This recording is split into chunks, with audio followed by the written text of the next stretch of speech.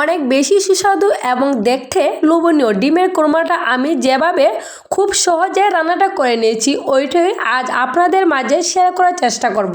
আসসালামু আলাইকুম, ভিলেজ ওয়াজ life page থেকে সবাইকে জানাই স্বাগতম। আমি মাহফুজা ইসরাত। আশা করছি আপনাদের কাছে ডিমের এই কোরমাটা অনেক ভালো লাগবে। এই জন্য আমি এইখানে 5টা ডিম খুব ভালো করে সিদ্ধ করে নিয়েছি।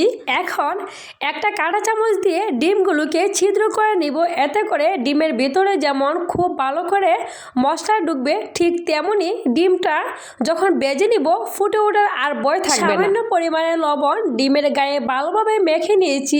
আর এই ক্ষেত্রে মরিচের গুঁড়া বা অন্য কোনো মশলা ব্যবহার করা যাবে না, এতে ডিমটা কালচে বর্ণের হয়ে যাবে। এইখানে একটা কড়াইয়ে আমি পরিমাণ মতো তেল দিয়েছি। তেলটা খুব ভালোভাবে গরম হয়ে যাওয়ার পর একটা পেঁয়াজ দিয়ে মাঝারি আঁচে পেঁয়াজটাকে বেজে বেরেস্তা করে নিয়েছি। বেরেস্তার কালারটা যদি কালচে রং হয় তবে ডিমের কোরমাটা ও কালচে হয়ে যাবে, সেদিকে খেয়াল রেখে পেঁয়াজটাকে বেরেস্তা করে নিতে হবে। সুন্দর একটা রং থাকতে আমি নামিয়ে নিব। যেই তেলে পেঁয়াজ বেরেস্তা করে নিয়েছি সেই তেলে আমি ডিমটাকে হালকা বেজে নিচ্ছি। এটা কিন্তু কাঁচা অবস্থায়ও রান্না করা যায়, তবে আমার কাছে বেজে নিলে বেশি ভালো লাগে। আমি এই কারণে ডিমগুলোকে হালকা বেজে নিয়েছি। এইখানে আমি ডিম ভাজি করা তেলের মাঝে আমি পরিমাণ মতো পেঁয়াজ কুচি দিয়ে দিলাম, সেই সঙ্গে আমি পরিমাণ মতো লবণও দিয়ে দিলাম, আদা বাটা, রসুন বাটা, ধনিয়া গুঁড়া দিয়ে নিয়েছি। আমি কিন্তু জিরার গুঁড়া ব্যবহার করিনি।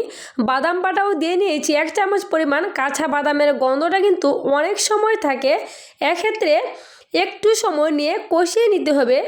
যেই পর্যায়ে মশলা থেকে সুন্দর একটা গ্রান চলে আসছে এবং তেল থেকে মশলা আলাদা হয়ে গেছে, সেই পর্যায়ে এসে আমি 1 কাপ তরল দুধ দিয়েছি। আমি দুধটাকে কিছুক্ষণ জাল করে নিয়ে একটু ঘন করে নিয়ে আমি বেজে রাখা ডিমগুলো দিয়ে দিলাম, দিয়ে একটু নেড়ে চেড়ে নিব। আমি এই পর্যায়ে এসে 1 চামচ পরিমাণ চিনি দিয়ে দিলাম এবং সেই সঙ্গে আমি কয়েকটা কাঁচামরিচ দিয়ে দিলাম, দিয়ে আমি একটু নেড়ে চেড়ে নিব।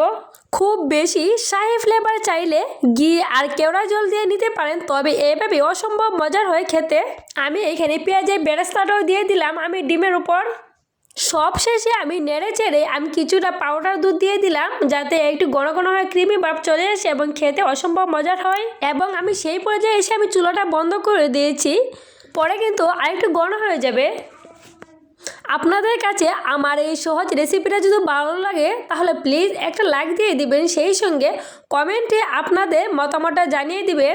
আপনাদের সাথে গল্প করতে করতে আমার এই ভিডিওটি এইখানেই শেষ। সবাই ভালো থাকবেন, সুস্থ থাকবেন। খুদা হাফেজ। আসসালামু আলাইকুম।